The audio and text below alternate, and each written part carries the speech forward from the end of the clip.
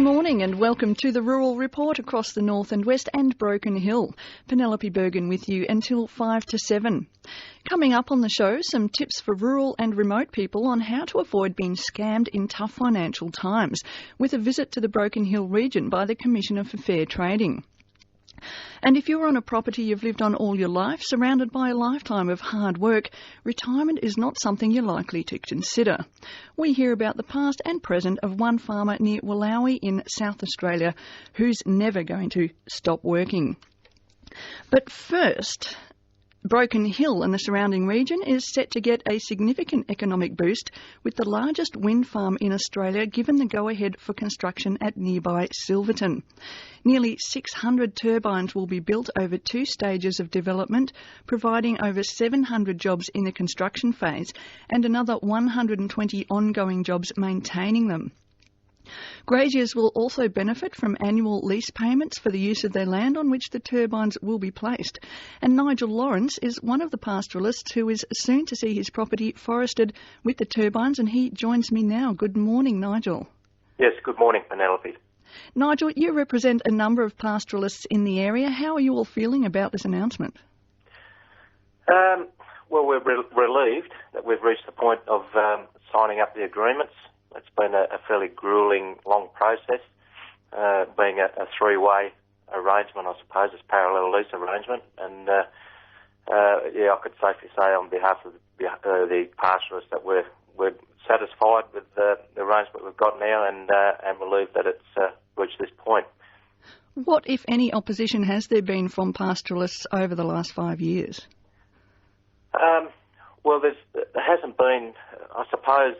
We were approached by the developer initially, and the New South Wales Government or Department of Lands intervened, and there was concerns over the land tenure, and hence, or initially the government thought they were going to need to withdraw the land to be able to give tenure to the developer, but since then, with lobbying from the Western Division and the pastoralists, we were able to get this parallel lease arrangement established. Now, it's not only bringing an industry to the region, but you're also getting paid to have them on your land? Yes, that's right, and that's common throughout the country, where wind farms are established on pastoral or landholders. They're compensated with an annual payment. Can I ask how much that is? I'd prefer not to say. It's a fairly complicated arrangement, and there's different formulas the way it's being set. So it's I really don't want to go into that. And how many are set to go on your property? At the moment, they're proposed 117 turbines. How much are you expecting the building phase to disrupt work on your own property? Well, as it's been said throughout the media, there's 3 to 5 years that the project stage is. We're not going to get interruption over that whole period, but it's likely we will get some interruption sort of over a 2-year period, I anticipate. All right. And what sort of maintenance and access will station owners have to provide? There's not a lot in that way. I mean, there was the whole over the last 18 months, that's been the points of interest, I suppose, working out negotiations as to who's going to cover costs of maintenance and roads and gates, fences, etc. And the developer will cover basically most of those costs where they do interfere. All right. And there will be other employment opportunities for people in the area? Oh yes, absolutely. It's a good shot in the arm for the Broken Hill area and the Western Division, and it's going to create a lot of employment over that time, that 5-year period, and obviously ongoing permanent jobs after. And now the nearest town is Silverton, which I believe is basically just a pub. I imagine they're going to get pretty busy over this time. Oh yes, it's definitely a good opportunity for Silverton. The residents there have an opportunity to benefit from the wind farm with opportunities with accommodation, etc. So plus they get an annual payment to a community fund as well. So. All right, terrific. Look, Nigel, thank you so much for joining me this morning. Yeah, okay. It was a pleasure, Penelope. That was Nigel Lawrence from 9 Mile Station near Broken Hill. On Landline this week, we're in the top end, where science is helping unlock some of the genetic secrets to saltwater crocodile skin. What we want to be able to do is increase the growth rates to potentially be able to produce a larger skin, increase the number of scale rows so that each scale is actually smaller to increase the aesthetic appeal of that skin. A story about snappy boots, belts and handbags on Landline, Sundays at noon on ABC One. You're listening to the Rural Report across the North and West and Broken Hill on this Thursday morning. It's 14 minutes to 7.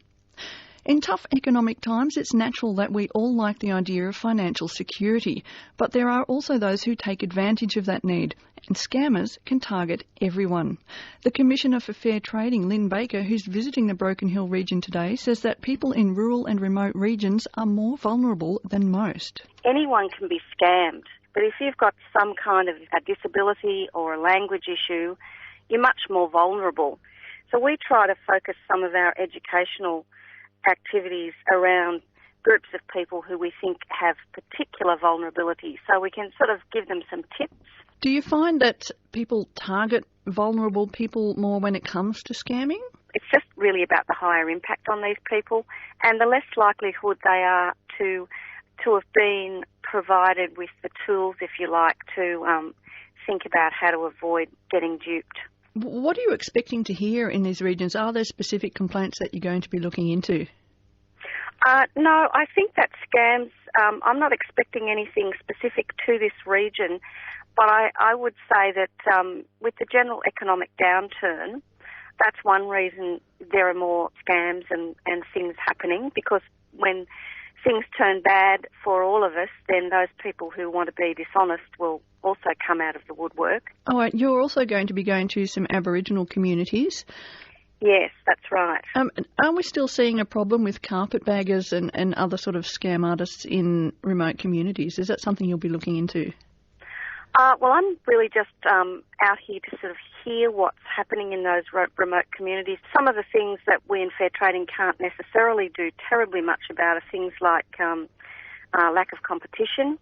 But again, some of our programs are about educating consumers to the best we can. Can you give us some tips as to what sort of things they should be looking out for? Yeah, other kinds of scams are where you get scammed into using tradesmen that aren't licensed, signing contracts without properly understanding the small print. A really big thing is, I did mention contracts, but I'd probably mention it again because contracts are really much more important and pervasive these days than they were once upon a time, where very few ordinary consumers signed contracts. But in fact, these days, even young kids are signing contracts for mobile phones at a quite young age, and so that is a big issue. The other thing we try to talk to people about is how to actually get redress when a problem happens. You know, if you do buy something and it's faulty, how to go back to the shop, you know, empowering those people, if you like, to try and get some kind of remedy for themselves rather than just accepting that, oh, well, I bought this and it's broken and I've just, I haven't got a good outcome. Are we seeing a rise in this sort of thing with the advent of the internet, or is it just another avenue? I think it's just another avenue, but as I said before, it's got a greater capacity to have a greater reach. So in the past, a scamster could come to a town and run a scam, and that's very localised. But these things that are happening now, they can be international, and they can really drive this scam for vast differences across, continents. So it's the reach that's the issue, I think. And in terms of rural and regional areas, are we seeing more people there being targeted, or is it fairly similar across the board? I think it's fairly similar across the board. There are obviously some different issues in remote areas, though, because people are more isolated. So, in a more concentrated population, you're more likely to get people talking about it and say, oh, yeah, that happened to me, and, I did this. Whereas, perhaps people in more isolated areas don't have the benefit of hearing from someone else that this happened and therefore being warned. That was the Commissioner for Fair Trading, Lynn Baker. And if you've got questions for her and you're in the Broken Hill region today, she will be in Wilcannia and Cobar and in Broken Hill in the afternoon. For more information, you can call Teresa on 0423 606 394. That's 0423 606 394.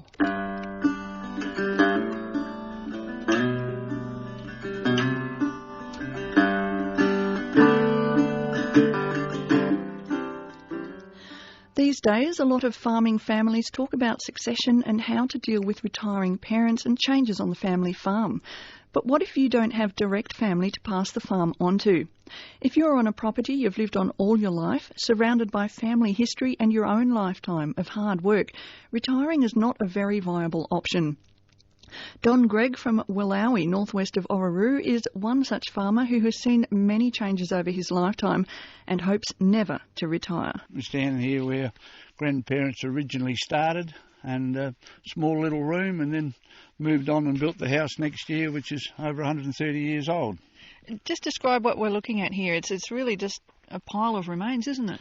Yeah, it is. It's just virtually the slate floor of a room that was probably no more than 4 metres by 4 metres roughly, but the floodwaters got a bit close to the house, so they decided to move up onto a bit of a rise where waters don't go, especially nowadays. When did your family first come here?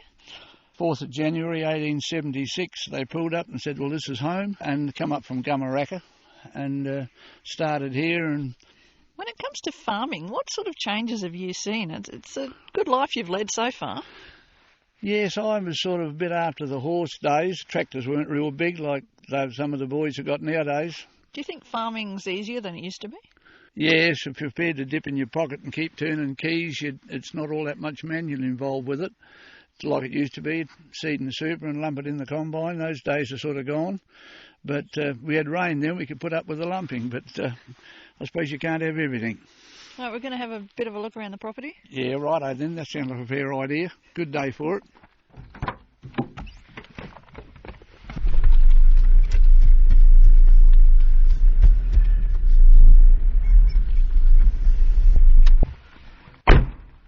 So here we're standing here next to the old cellar, what used to be a cellar by your house. Yeah, that's right. Yes, well that was fairly handy in the early 50s to put drinks down to the breeze going through up the chimney through the door, and keep things, cool enough that you didn't have to put it out on a saucer and blow on it to cool it. It was reasonable until fridges were about, and different kerosene fridge. We had a kerosene fridge in Wilmington, like most people. When I come home from school, and fridges weren't sort of all about that much. Yeah. So we used to get down to get a cold bottle of beer, or and a wet rag, and I get a bottle of Snow-Kissed. Yeah, approximately 2 miles north west of the homestead, and where Grandpa's brother took up residence here for a while till he thought it wasn't quite wet enough, and went to Queensland to live. And the remains of the house and underground tanks and that are still about the place, and we've had this, I suppose, for over 100 odd years, and it has been known to be wetter than it is at the moment. Of course, thunderstorms in those days, and a well not far away, and a tank stand there for stock. You're close to. You're probably over what a lot of other people might refer to as retiring age. It's a bit hard to retire when you're living on your own farm, isn't it? Yes, you've got to find something to do that you're keen on, and I enjoy doing what I'm doing, and you can sort of work them for yourself. You start and stop when you like, and no, I'm enjoying it here.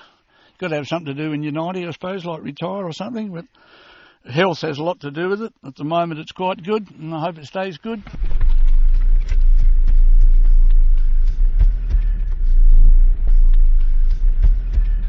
Oh, years ago, Mum had a bit of a knack at growing different things, and she decided to get into the pineapple business.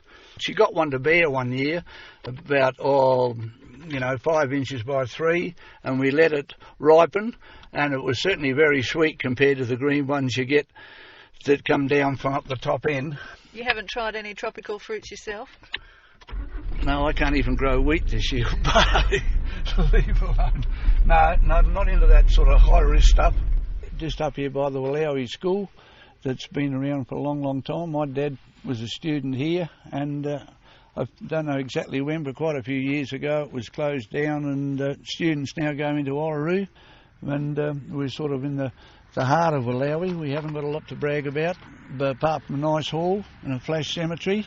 So your dad used to walk all the way from the farm over here? Yes, yeah, straight up through the paddocks there, and Dad was the youngest of 10, and they walked up through here, and it'll be about 5 k's direct, and back at night.